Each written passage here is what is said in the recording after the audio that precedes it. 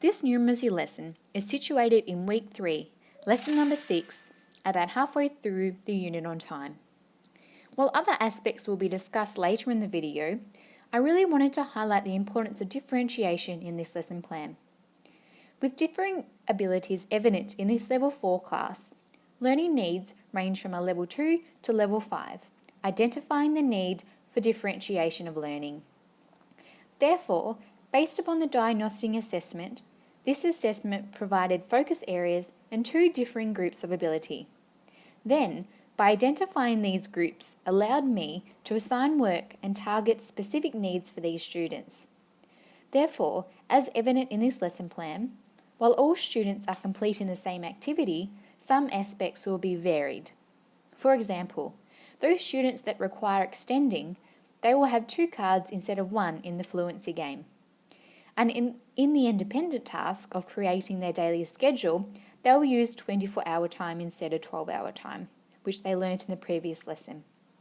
Then, my focus group for the lesson will be taking the small supported group aside during the main part to attend to some targeted areas identified, including telling analogue and digital times.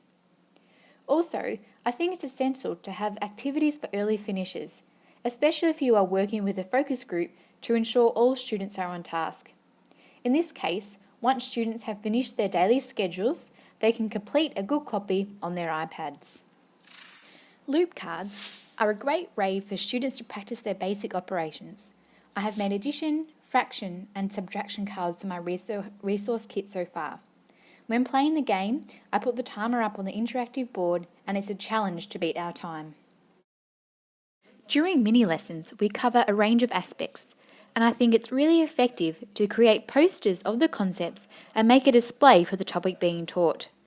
This specifically targets visual learners, allowing them and all students to reference the ideas throughout lessons. Furthermore, in this lesson, I wanted to gauge what students had learned so far. Therefore, I used an informal formative assessment. I do this by creating a class mind map on the board as a whole. Activity 1 sees students working in their table groups, having 3-minute rotation at each station, finding as many things as they can that takes that amount of time. Activity 2 sees students creating their daily schedule.